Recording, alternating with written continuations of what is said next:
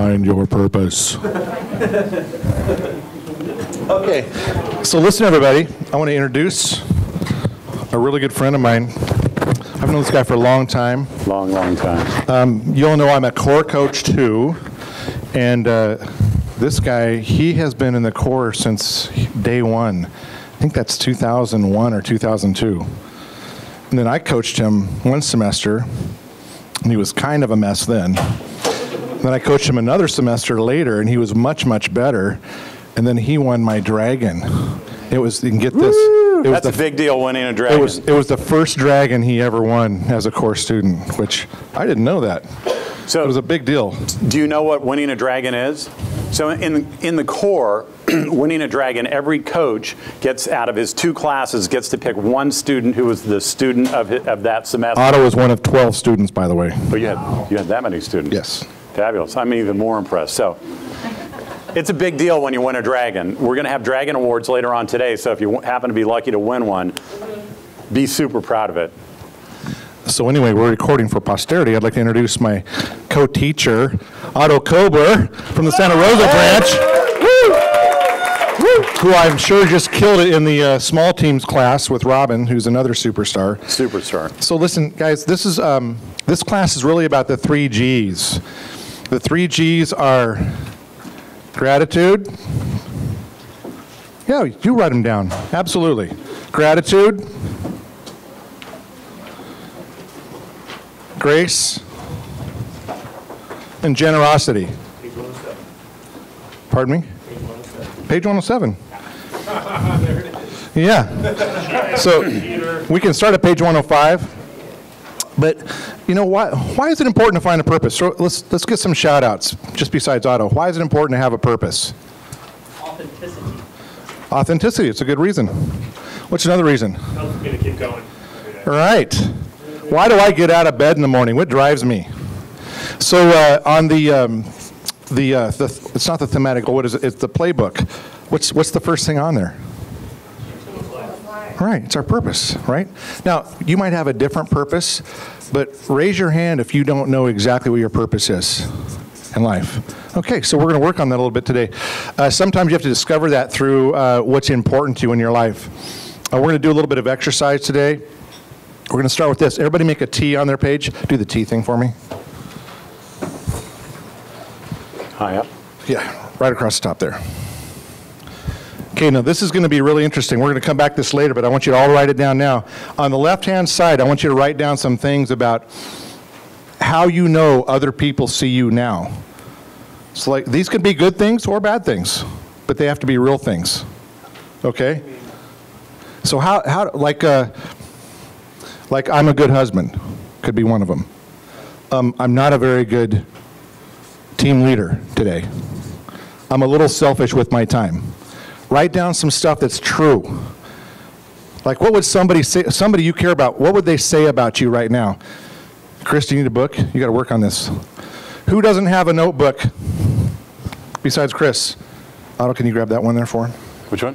Here, I'll give him mine. I just want one for reference. Anybody else missing a workbook? You need a pen too? My God, is this guy in corporate or what? Somebody. What is going on here? Just kidding, Chris. Oh, I got one in my pocket. I got it. Here we go. You got it? Okay. So make a list on the left-hand side. That T. How do people see me now? Who am I? What are my characteristics? Good and bad. These are things that describe you. And they're truths today. They're not what you want to be, it's what's real. Should we throw some here for you? Go ahead, Otto, put some of yours down. I was thinking some of yours. No, that's okay, go ahead. Okay, we got some things. Everybody have a couple?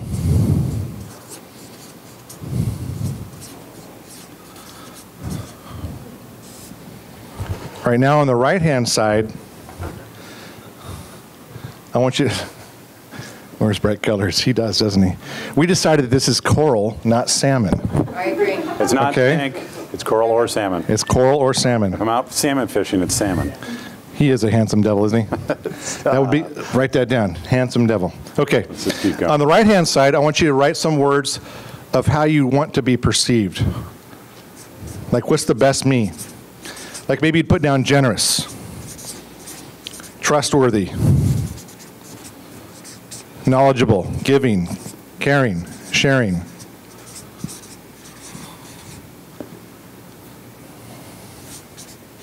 Gives the best love call. That was an earned honor, by the way.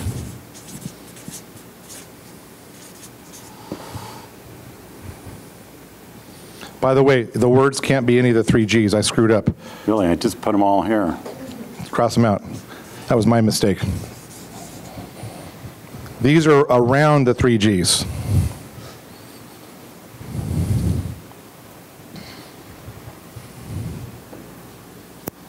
It's about you.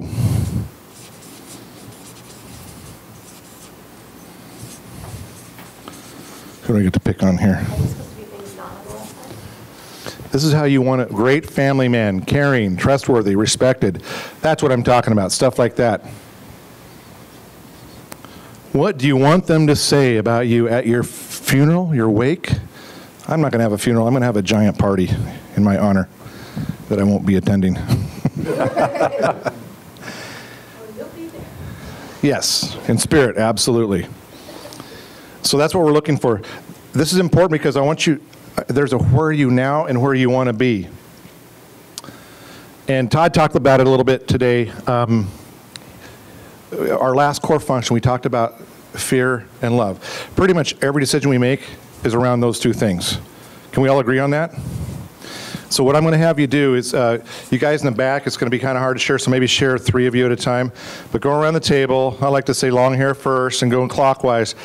And I want you to share a couple, each person share 2 or 3 things on the left-hand side. Yeah, Rochambeau with the bald guys, exactly. And then share 2 or 3 things on the right-hand side. Okay, and be honest. This is about being real, so share the bad stuff. Okay, so go ahead. So who has some work to do? Raise your hand. Yeah, we do. So the foundation of the 3 Gs is being grateful, gratitude. You heard that word a couple times today. I mentioned love and fear. Have you ever noticed that when a client or an agent is upset about something, usually it's because they think we lied to them or did something wrong or whatever. But what's really going on there? What's really going on? They're afraid that they're not going to get what you promised them. So they're operating out of fear. What's our reaction usually? We apologize, but we're afraid that we're going to not have that client anymore, right? Or they're going to say bad things about us. Just so you know, it's already too late when you get to that point, so don't worry about it. But what can you do about it at that point? Well, okay, so how many of you had a problem recently where you tend to feel yourself go to blame? Just raise your hand. Be honest. Underwriting's behind. We have 5 days underwriting. That damn thing at the IRS that got hacked, and now we can't get those 4506T forms through fast enough. It's always, oh, now the appraisers are too busy. We can't get that done on time. It's always something, isn't it? So one of the things that we're practicing now is how do we reframe that? So if there's a problem, instead of going to fear, go to the love side. So what would that look like? So Mark, I'm going to pick on you again. What would that look like? I think first of all, you let them know that you truly care. Sure.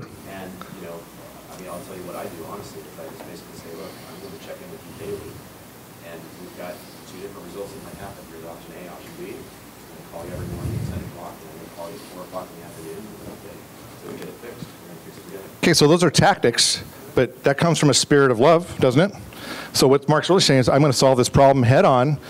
I'm going to go grab these people, and I'm going to show them I care about them. Because a lot of us, we're afraid to deal with confrontation. Everybody talks conflict. That's a big problem.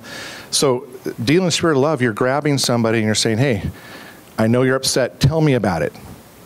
Well, you know, you promised this is going to happen. We're 2 days past closing. I still don't know if our loan's even approved because no one told them. You find out what's really bugging them.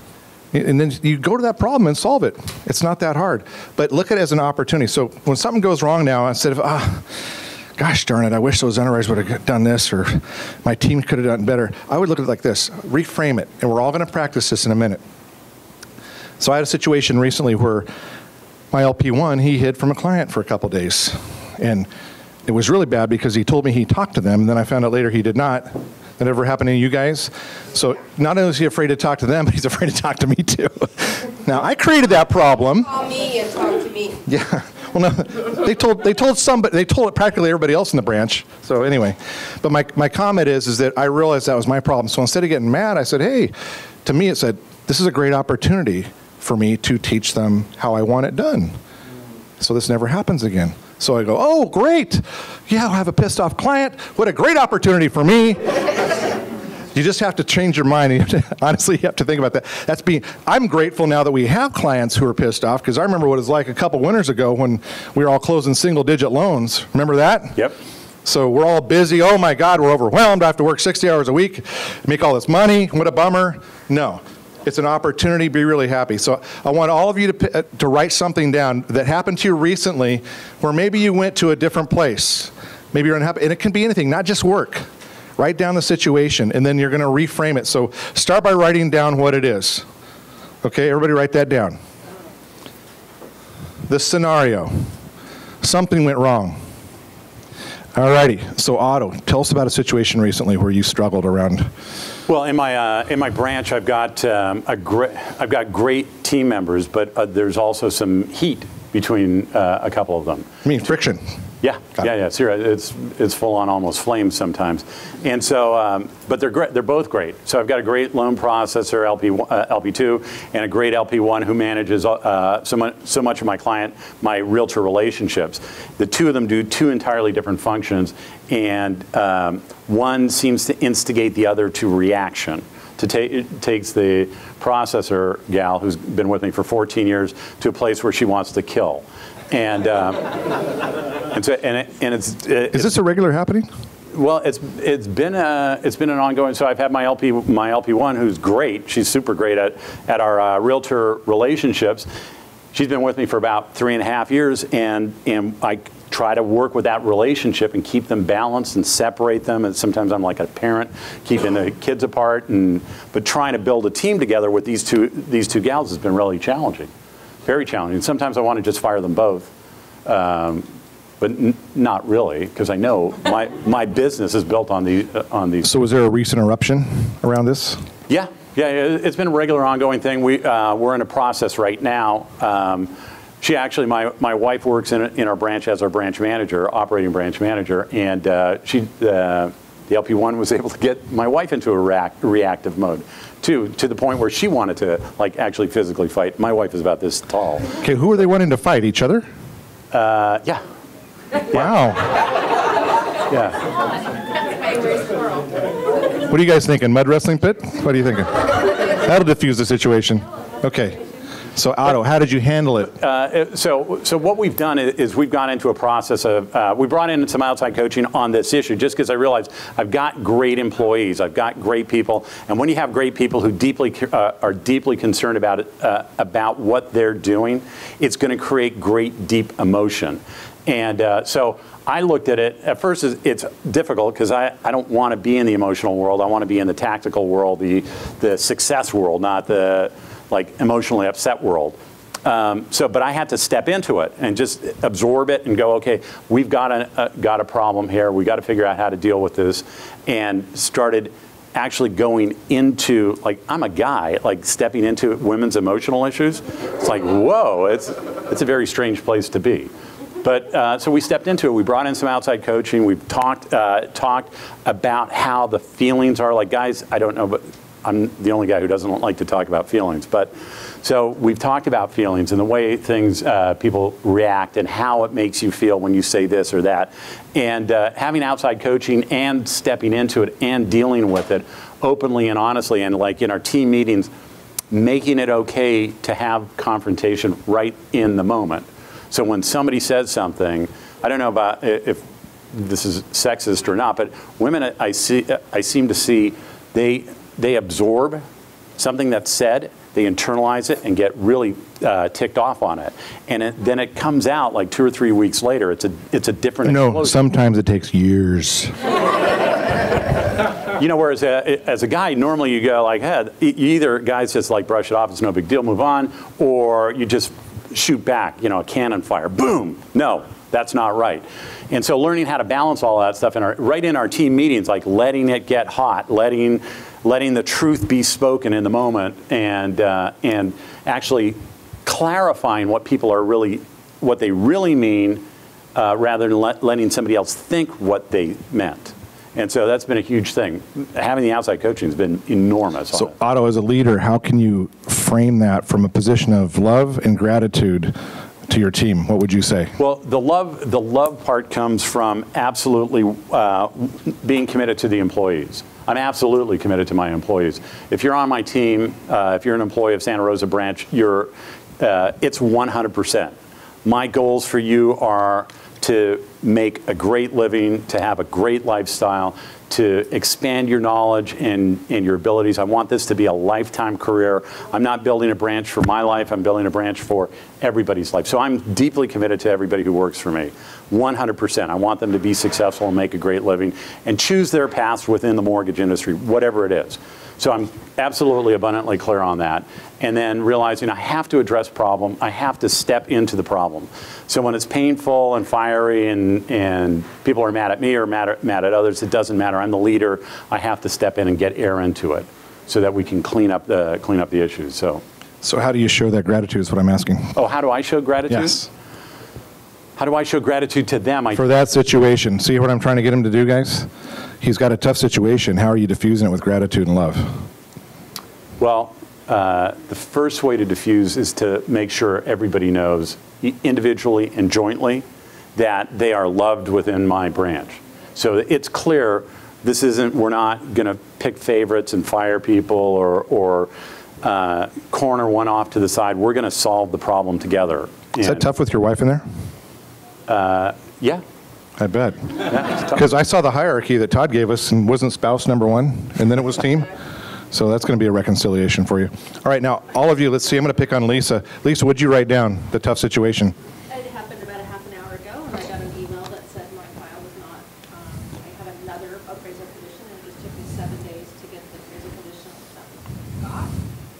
And my file dies tomorrow if it doesn't fund. It's my brother's loan. And Realtors involved? realtors have called me a couple times a day. So I'm kind of hot. Right, so now, Possibly have another appraisal condition, and possibly not be cleared for docs. And so I started firing off an email to our operations manager saying, I asked GTF any appraisal conditions, what do you wait a week? And then the email came back about a minute later that said, file some docs. And let it go. And I responded, thank you for saving for myself, because I was already walking over to Annette, and I was ready to be fired up. you think Annette's taking a few, she's got her glove on right now. You guys understand that. Like, it's all I can do not to go over and talk to her about a file. I have to trust the process, I have to trust my team, and remind them that I do love them and appreciate them, and that's exactly what I did with the email. Thank you for saving for myself, and thank you for all the work. Cool, so now, I love that Lisa's being honest. Where does your head go to at first? Oh, I was pissed. Right. Yeah, I was fired up. But that's coming from? Fear. Fear, exactly. So instead of love, I know you guys are going to fix this for me. I'm down here. It's a great opportunity for you to show me that you indeed can get files to docs a day. Absolutely. Yeah, so there's two ways you can react to something, isn't there? That's my point. So I want you guys, everybody has something that went like this. I want you to write down how you reacted to it, the negative side, and then how you can reframe that. This is really, really important. I want you to get in the habit of reframing. What my goal is to have you catch yourself before you react. Yes, catch yourself and then learn how to reframe on the spot. Does that make sense? This is a huge game changer for most of you, because as leaders and loan officers, people are counting on us to be the steadies. But we're emotional beings. It's about control.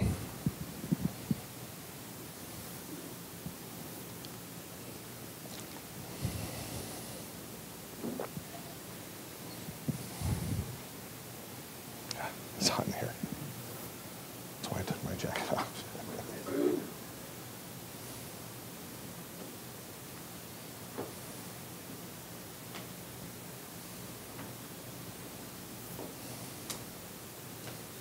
Let's see, who else can I pick on here? I had some cookies. Okay.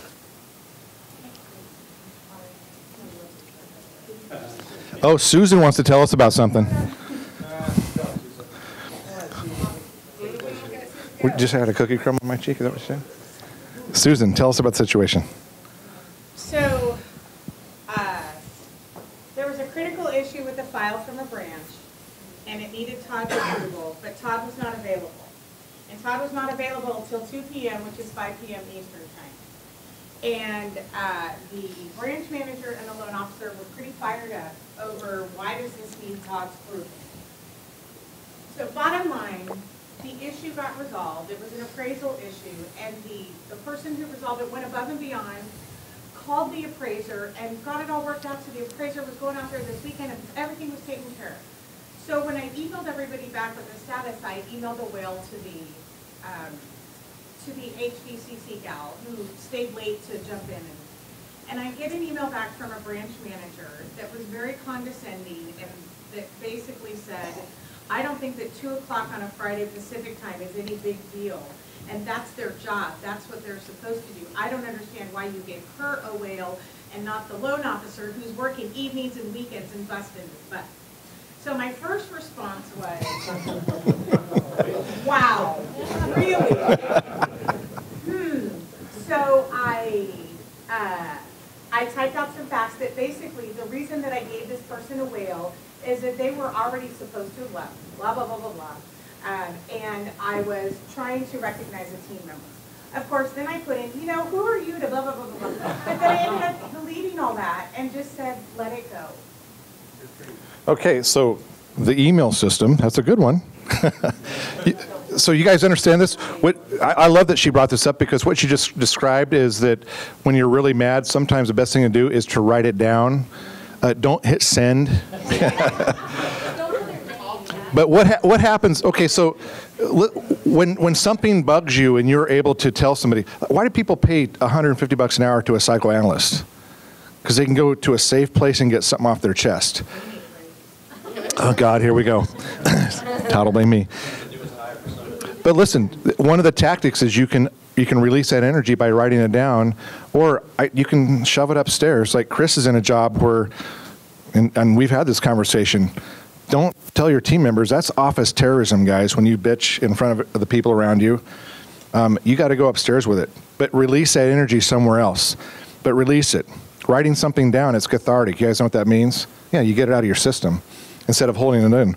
Really, really important. Susan also talked about something else. One of the 3 G's, grace. What does grace mean? What's that mean?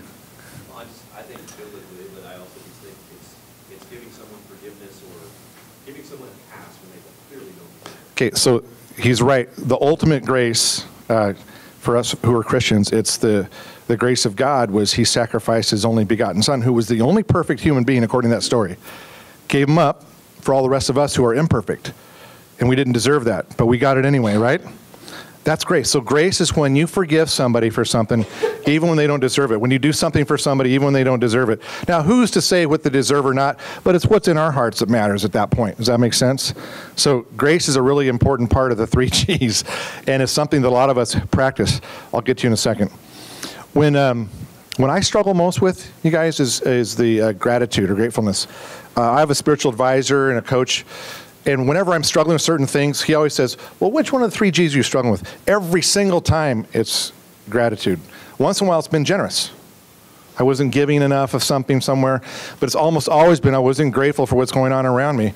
I mean, doesn't it suck? Is there anybody in here that makes under 80 grand a year? Raise your hand. One person.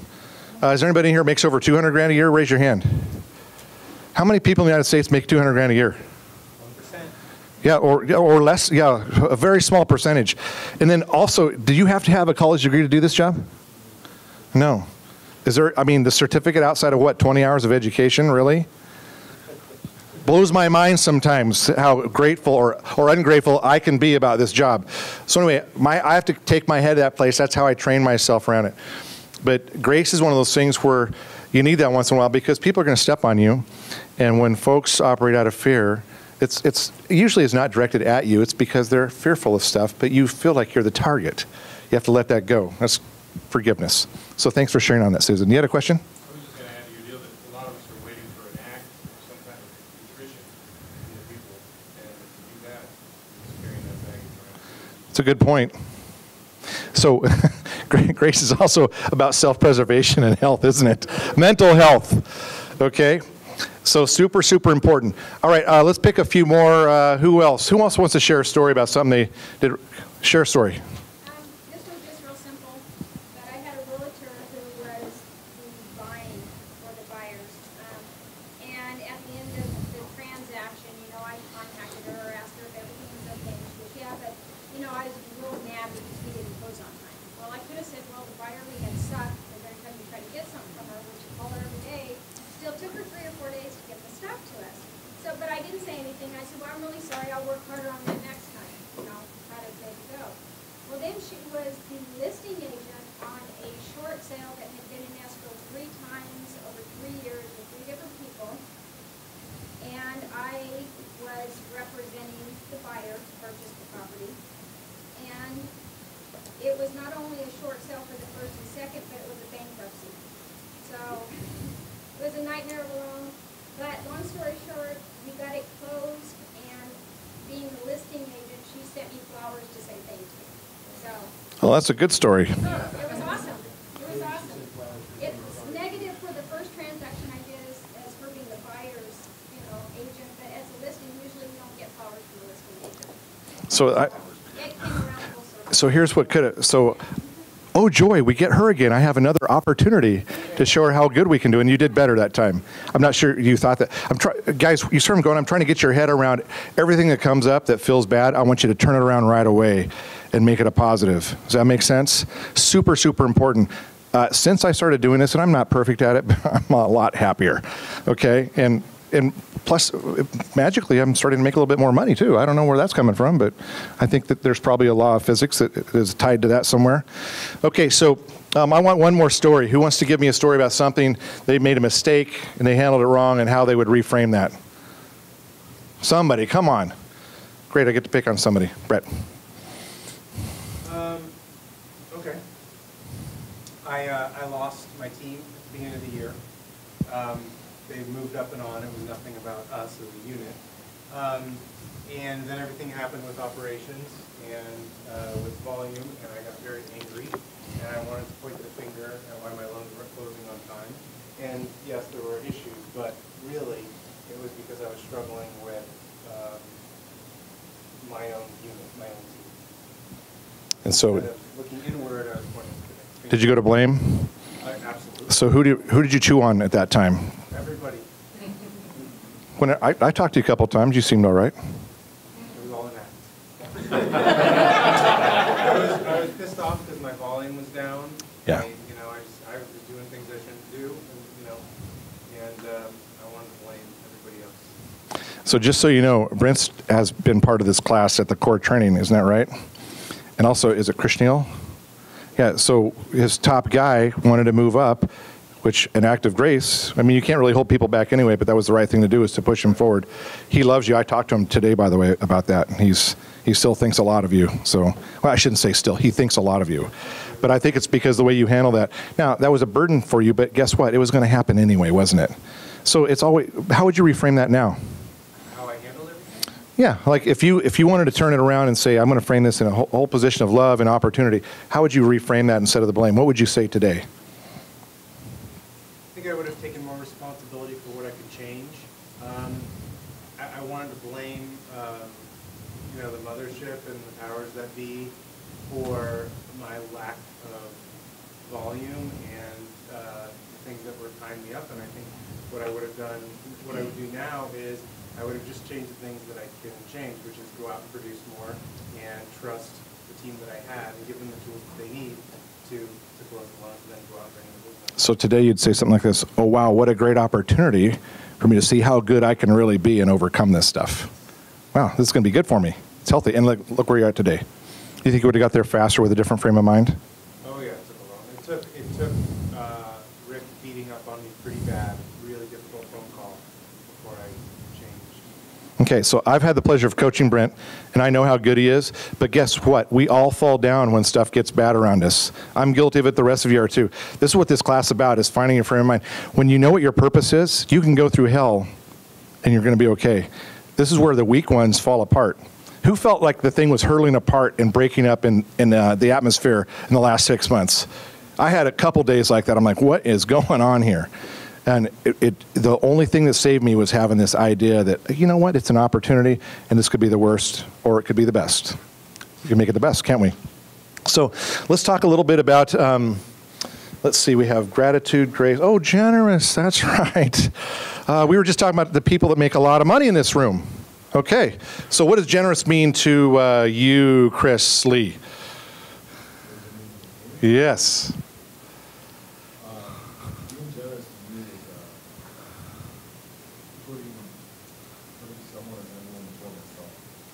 Okay, that's a good one.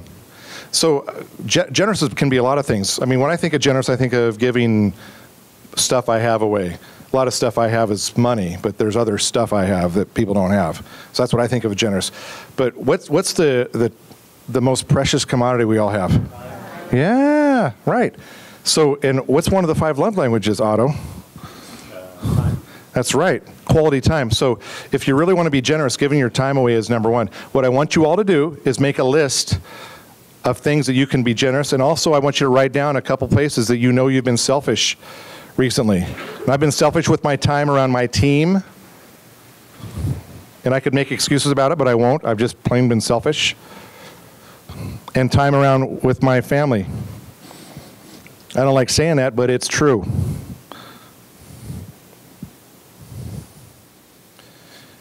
Okay, so this is another one, go around the table. Be a little bit quicker this time and just share a couple ways of 2 ways where you can be more generous and 1 way where you've been selfish recently.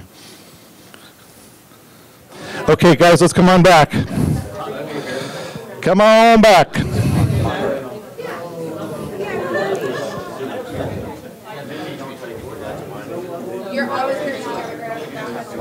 Okay, so listen up. So raise your hand if your story was mostly around your time. Look at that. Was that everybody? Is there anybody where it wasn't around their time? Wow. Okay, so here's a gratitude for you. Every time I get paid, I get excited that I get to write a check to somebody on my list of people that I want to give money to. I get that excited about it. And I feel like the more that I give, the more I get. And that's just the money part. But the time is the biggie, isn't it, guys? Guys and dolls. All right, so on that list, I want you to write down at the bottom, I think this is the most important part of the exercise, the 3 areas where you're going to be more generous with your time. Who it's going to be with and what you're going to do. And when I did this, I'll give you some examples. I have a brother. I could almost call him a long-lost brother, but we just haven't been tight. I'm really tight with my 2 sisters. And I get on the phone with him, and it still feels awkward. And so sometimes I have this urge to get off the phone. As soon as I get on the phone with him, I don't talk to him for months. It's silly. So instead, I force myself to ask him questions about what's going on in his life, and then all of a sudden, this relationship that we haven't had for 20 years is blossoming. And I decided to do that about 6 months ago. And it's only because I said, I'm going to call this guy.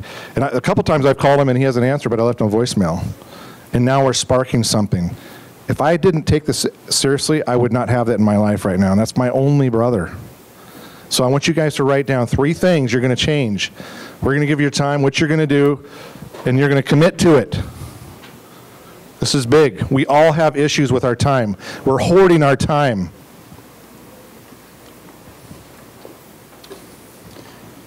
You know, I was going to say it's easier than you think to give of your time. Much like Dave was talking about, I have a brother and a sister. Well, I had a sister. She's gone now. Who were both a little nuts. They drank a lot. They had drug and alcohol issues.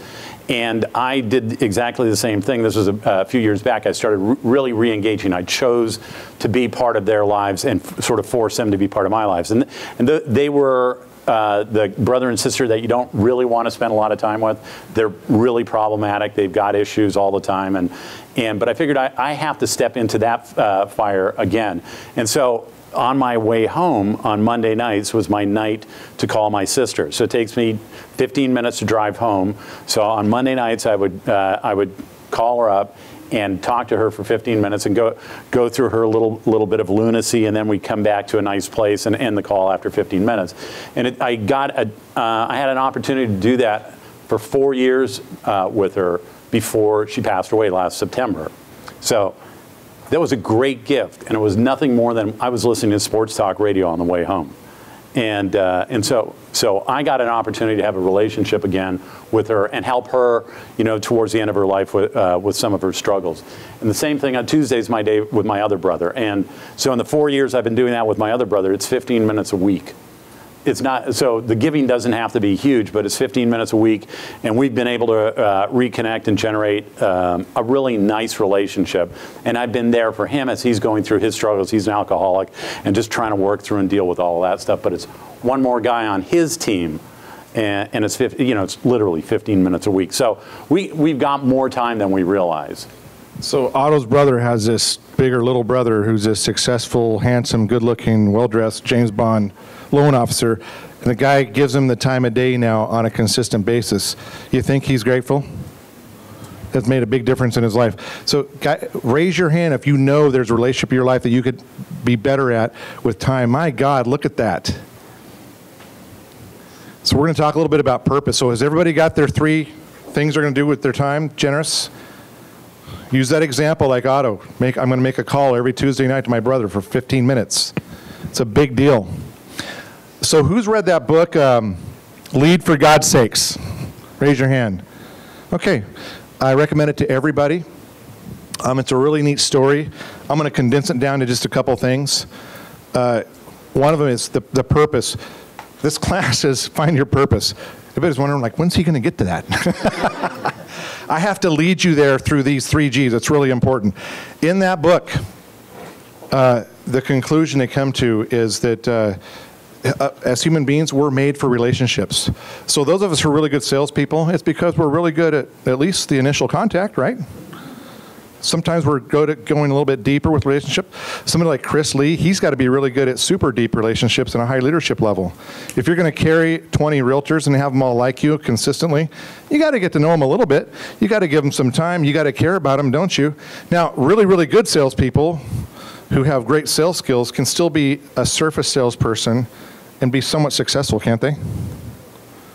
But the truth is, if you really want to be the best of the best, you got to go deep. That's why we're doing the top 50 list in the 40 realtors. We're not saying get a 5,000 person database, because it doesn't work. You can't go deep with 5,000 people. So in the book, the conclusion is that we're built and made for relationships.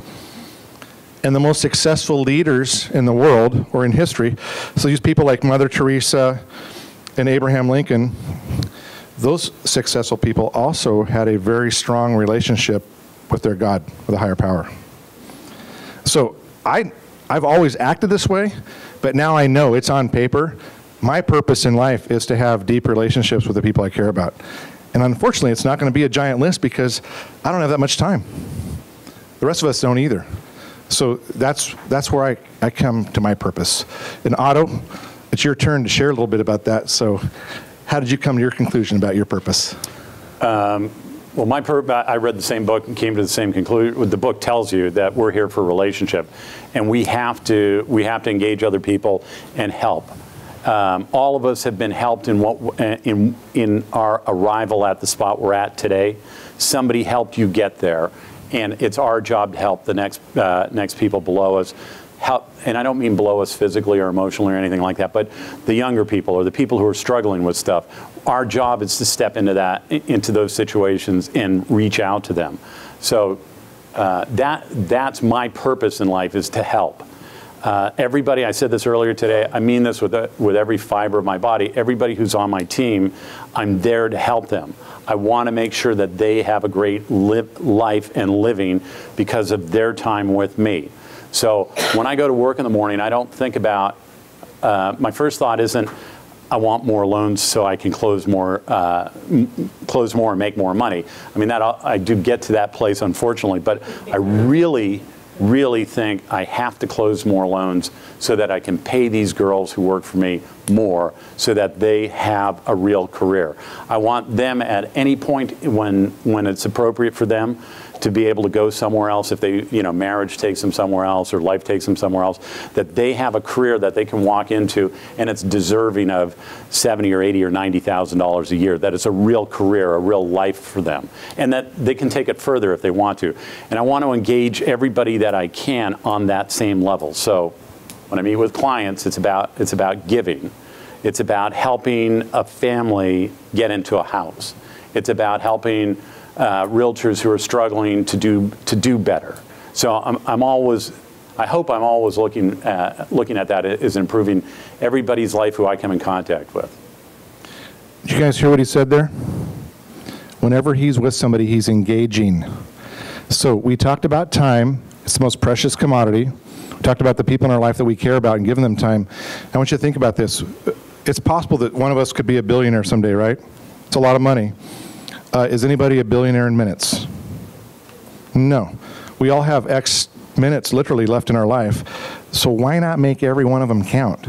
So when you're talking to somebody, whether it be a client, an employee, somebody here in this room, your family, why not make every one of those moments count? Because you're not going to get that moment back. I know this is philosophical, but it's true. Think about it. This is taking your life to a different level where every minute, including the 5 that we have left, matters. God, we have the girl with the cards. So we're going to do 2 more exercises. One is fairly quick.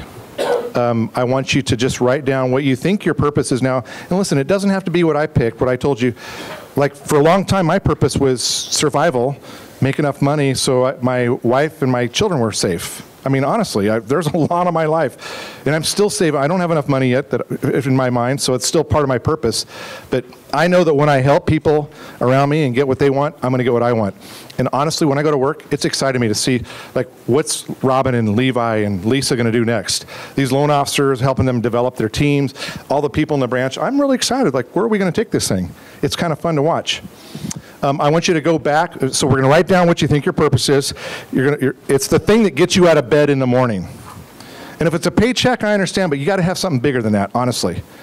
All right? So, and then we're going to go back to that T that we started with, where we had here's what I am today, and then the stuff that you want to be known for on the right-hand side. Okay? So go ahead and do your purpose real quick. And if you don't have one, it's okay. Write down, I will get a purpose. And then you're going to work on it. And then we're going to turn to page 108. So write down your purpose.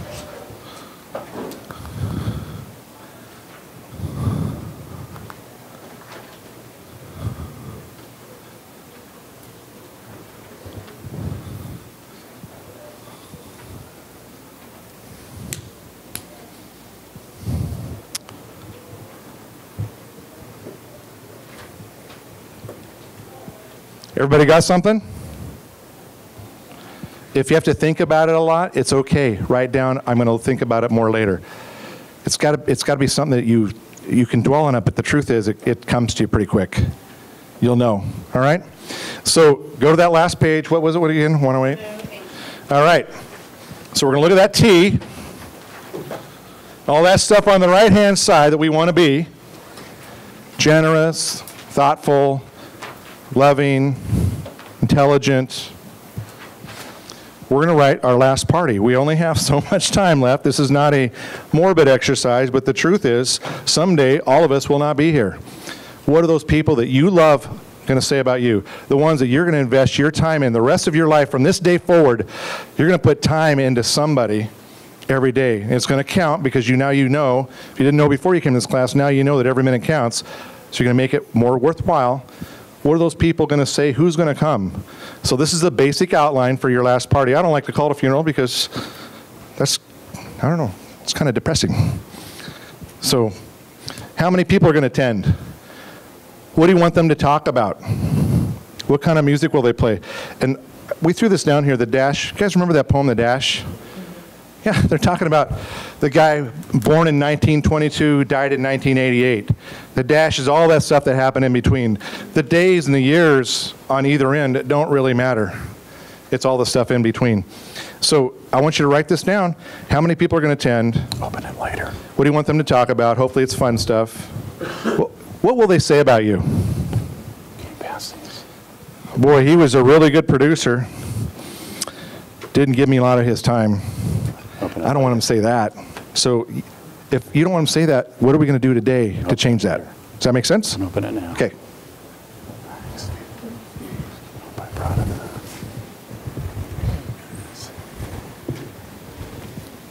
Pass that on now. You must do this exercise. You're stalling. No. We can work on that later. You tried to buy a good survey. What's he got in there?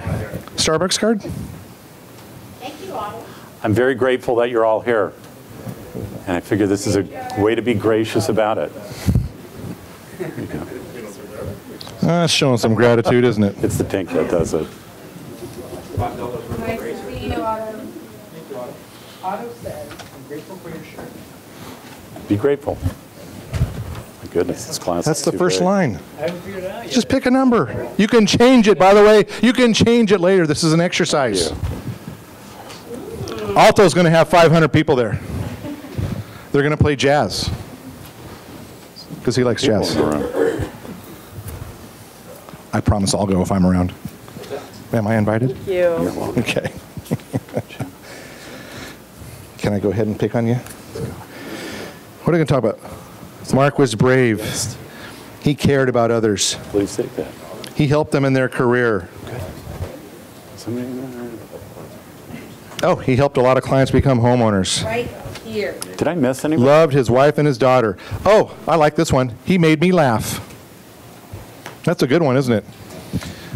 Boy, you want to take some wind out of a realtor sales who's pissed off, make them laugh. Taking them all. At themselves or at you or whatever.